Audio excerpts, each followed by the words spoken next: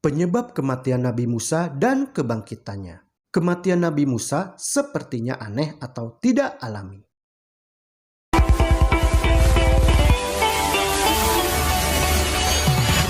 Di video sebelumnya telah dibahas tentang dosa Nabi Musa yang mengakibatkan dirinya tidak diizinkan oleh Allah untuk memasuki negeri perjanjian Kanaan. Padahal sudah puluhan tahun Nabi Musa bersusah payah memimpin orang-orang Israel eksodus dari perbudakan di negeri Mesir menuju ke tanah Kanaan.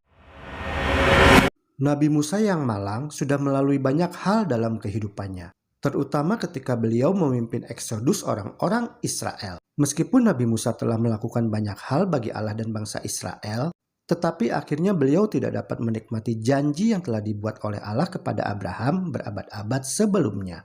Aku akan memberikan negeri ini kepada keturunanmu. Kejadian 12 ayat 7.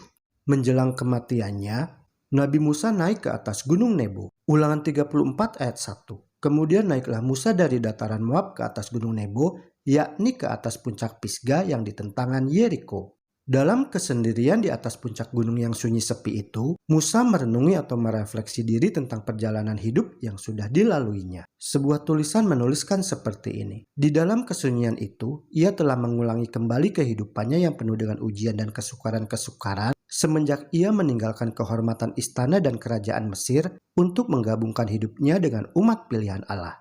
Ia mengingat kembali tahun-tahun tatkala ia bersama-sama dengan kawanan domba Yitro. Terlihatnya malaikat di belukar yang menyala dan panggilannya untuk melepaskan Israel. Kembali ia melihat mukjizat-mukjizat kuasa Allah yang hebat yang dinyatakan untuk umat pilihan itu dan rahmat serta panjang sabarnya selama tahun-tahun pengembaraan dan pemberontakan mereka. Ketika Nabi Musa sedang merenungi kehidupannya, Ulangan 34 ayat 1-3.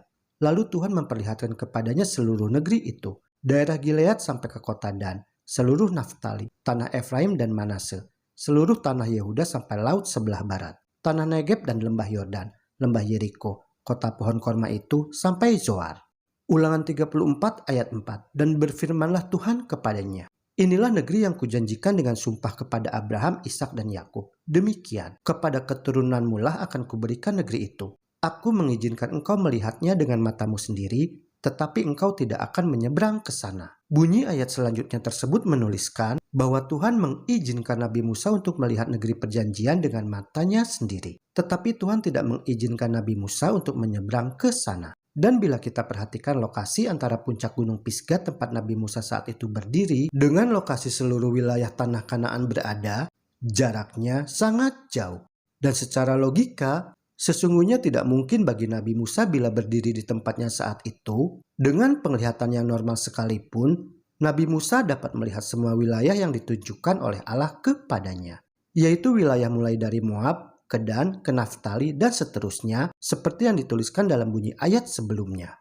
Sebuah tulisan dengan jelas menuliskan, hal itu adalah pernyataan supranatural, bukan hanya tanahnya, tetapi seperti apa tanah itu sesudah mereka merebutnya sebagai milik. Jadi pemandangan yang diberikan oleh Allah untuk dapat dilihat oleh Nabi Musa itu adalah sebuah penglihatan atau pemandangan supranatural tentang suasana tanah perjanjian di masa depan yang indah, damai, makmur, dan sejahtera. Dalam peristiwa ini sebagai manusia mungkin kita boleh merasa atau berpikir dengan memberikan penglihatan yang sungguh indah dan menakjubkan tentang suasana tanah perjanjian di masa depan itu, sepertinya seolah-olah Tuhan sedang menggoda Musa hingga membuat hatinya gundah. Mungkin bahasa sederhana manusianya seperti begini. Coba seandainya dulu kamu nggak melakukan pelanggaran, seperti yang sudah dijelaskan di video sebelumnya yang linknya ada di halaman deskripsi video ini, tentu Nabi Musa akan diizinkan menyeberang ke tanah perjanjian dan dapat menikmati semua keindahan yang ada dalam penglihatan tersebut. Dan sesudah itu, Nabi Musa juga diberikan penglihatan tentang tanah Kanaan yang berhubungan dengan bumi yang baru, tanah yang permai. Sebuah tulisan menuliskan seperti ini. Masih ada pemandangan lain yang terbuka untuk pandangannya. Bumi dibebaskan dari kutukan, lebih indah daripada tanah perjanjian yang permai yang baru saja terbentang di hadapannya. Tidak ada dosa dan maut tidak dapat masuk. Di sana bangsa-bangsa yang diselamatkan menemukan rumah kekal mereka. Ulangan 34 ayat 5-7. Lalu matilah Musa, hamba Tuhan itu, di sana di tanah Moab sesuai dengan firman Tuhan. Dan dikuburkannyalah dia di suatu lembah di tanah Moab, di tentangan Bet Peor, dan tidak ada orang yang tahu kuburnya sampai hari ini. Bunyi ayat tersebut menuliskan bahwa Nabi Musa mati di tanah Moab dan dikuburkan di sana, serta lokasi tempat kuburannya tidak akan pernah bisa ditemukan. Mengapa orang-orang Israel, para pengikut Musa yang banyak itu, tidak dapat menemukan kuburan Musa? Itu disebabkan karena Allah adalah sebagai satu-satunya yang terlibat dalam penguburan kematian Musa. Hal itu menunjukkan bahwa ada sesuatu yang istimewa dari penguburan Musa. Jadi bila misalnya sekarang ini ada orang yang menuliskan atau memberikan informasi tentang lokasi tepatnya kuburan Nabi Musa, tentunya penemuan itu masih harus diselidiki lebih dalam lagi. Karena hal itu tidak sesuai dengan kebenaran yang ada di Alkitab yang sudah dituliskan di masa yang jauh sebelumnya. Merujuk pada informasi tentang kesehatan Nabi Musa yang sempurna yang diberikan oleh Alkitab, sepertinya kematian Nabi Musa itu secara aneh atau tidak secara alami. Sebab dituliskan bahwa di usia kematiannya Nabi Musa masih terlihat sehat dan kuat. Ulangan 34 ayat 7. Musa berumur 120 tahun ketika ia mati. Matanya belum kabur dan kekuatannya belum hilang. Frasa Ibrani Al-Pi Yahweh atau sesuai dengan firman Tuhan yang terdapat dalam Ulangan 34 ayat 5 dan yang secara harfiah adalah berarti sesuai dengan mulut Tuhan yang merujuk pada kematian Musa yang luar biasa. Dan dari ungkapan ini, seorang Midras Yahudi kuno menyatakan bahwa hidup atau mati Musa berpulang pada firman atau mulut Allah.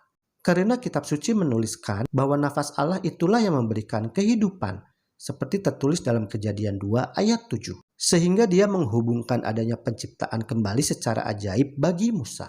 Namun apapun pendapatnya, meskipun teks dalam kitab Ulangan yang menuliskan kisah kematian Musa dan tidak menyebutkan tentang kebangkitan Musa, tetapi kitab Perjanjian Baru memberikan terang bagi kita.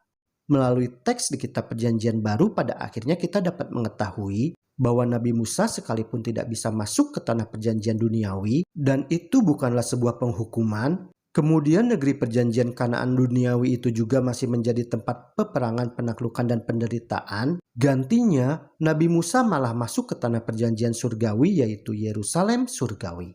Dan bahkan sekarang surga itu adalah menjadi rumahnya. Sebuah tempat tinggal yang jauh lebih baik dibandingkan dengan tanah perjanjian duniawi.